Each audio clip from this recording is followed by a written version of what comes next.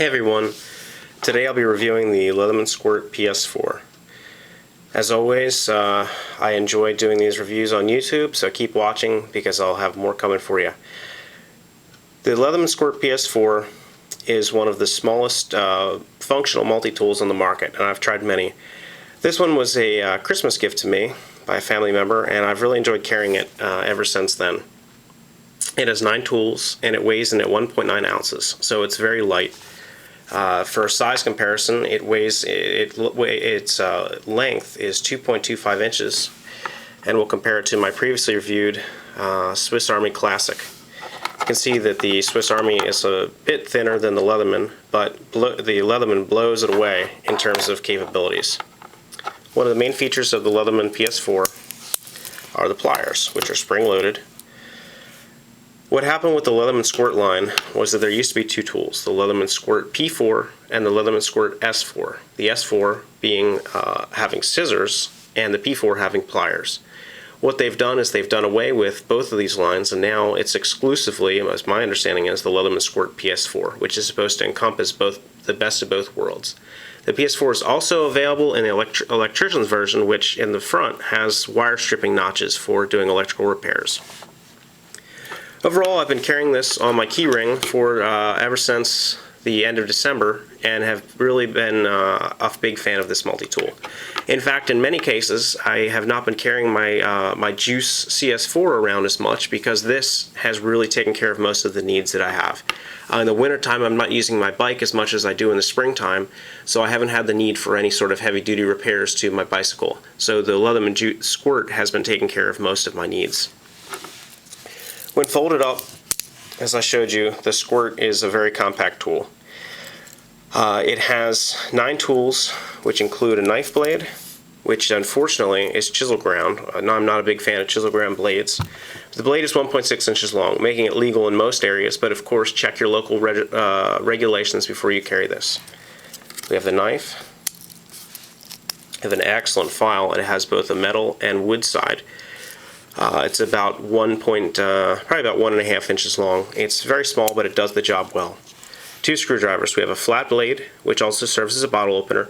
In my experience, it's a little lacking as a bottle opener. It's very hard to get this underneath the caps on most soda or beer bottles.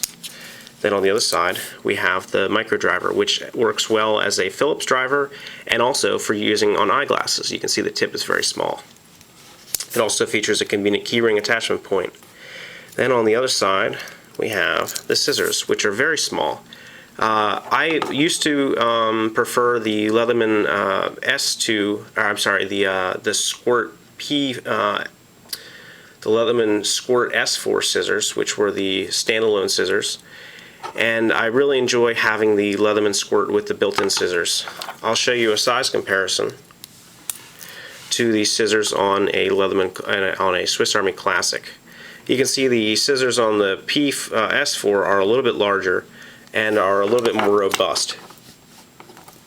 The other nice thing about the scissors on the Leatherman is that they don't have springs that generally will break as much as you can see happened on this Swiss Army Classic, and it's missing the spring. One thing that is a problem though with these scissors is, as I mentioned, they're very small and they don't have very much cutting radius. They do have a nice big finger pad here that allows you to cut with great comfort on heavy materials, and I've cut about 1/8 inch leather with these, and they've done okay. It's not something you'd want to do all day, but in the pinch they'll get through. Now let's talk about the main feature, the pliers.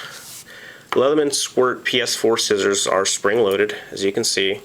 They come together tightly at the tip, but not quite as tightly as other plier designs. They still leave a little bit of a gap, but they are able to pick up very small objects such as safety pins or straight pins. Inside the wire cutters, they're very small. They're much smaller than that of the Juice or any of the other Leatherman line. But for small wires such as telephone wire, 24 gauge, somewhere in there, you could even cut. I've cut 18 gauge braided wire such as lamp cord. Of course, remember electrical safety whenever using these tools, that they are metal and will conduct electricity. And whenever working on electrical repairs, remember to de-energize first, always. The spring-loaded pliers don't give you much torque, but for straightening out paper clips or for straightening out electrical wire, making emergency repairs, they're adequate. They also can be used to turn small bolts. I wouldn't over torque them to think that you're going to be able to do larger bolts, but for 1/4 inch hex screws and such found on computers, they work great. They do come together, as I mentioned, very tightly at the tip and fold up very compactly. Overall, for many years, probably for about 10 years, I carried a Swiss Army Classic on my keyring, and weighing in at right about an ounce, maybe a little bit less, the Leatherman is only a little bit heavier, but has a lot more features, and I have done away with the Swiss Army Classics. The only disadvantage is that the Swiss Army Classic does have tweezers and a toothpick, and in my other model had a pen inside the handle. Overall, with the Squirt Ps4, the pliers can be used as tweezers, and I have done this for some work. Of course, remember to make sure that you keep the tool clean whenever you're using it. I do find that the more I've been using the tool, the smoother the action gets, and as I do on my juice and other multi-tools, I use a combination of hops number 9 and CLP oil to keep my tools in tip-top shape. Let's talk a little bit about the cutting edge. The cutting edge is 1.6 inches long. It's 420 HC steel, so it's not as rust resistant as other steels, but it's chisel ground. That's something I don't really like about this tool. Well, it is easy to sharpen.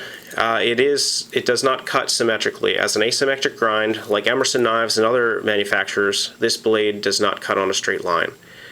However, I find myself rarely using it, except for the occasional opening of mail and things like that. I generally will use my other EDC blade, which is in most cases a Benchmade 557 mini griptilian.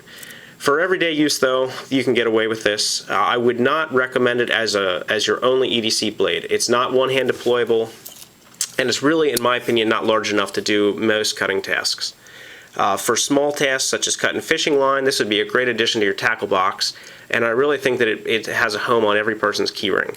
However, in most cases, this is adequate for most uses. You can take out decent sized screws such as drywall screws with the included driver, and I find that this is perfect for working on handgun grips and other uses where you require a relatively large size driver. The file, as you can see, has been used a little bit by me to file metal. It works great for taking burrs off of pieces of metal, smoothing out the edges of tin cans or other things when you're out in the field. Occasionally I'll find that my Esbit stove, for example, gets a very sharp edge on the side, and I've used this exact file right here to file that down to a non-sharpened point out in the field. Overall, as I mentioned, the Squirt has completely replaced my use of the Leatherman Classics. Let's take a quick look at the knife blade and do a comparison. As you can see, the Leatherman Squirt has a little bit of a bigger blade than the Classic, and the only advantage of the Classic is that it is more of a drop point design, and it also is not chisel ground. It's a standard V grind. Overall, though, I've been impressed by this knife. It's cut well for small tasks, and I may at some point reprofile it to turn it into a conventional V grind. For a keychain tool that weighs under 2 ounces, this is an excellent addition to any person's EDC kit, and I carry mine every day. I would highly recommend it, and at the price point of under $30, you can't go wrong with one of these. I hope you enjoy this review, and keep watching for more reviews. This is Point Shooter signing out.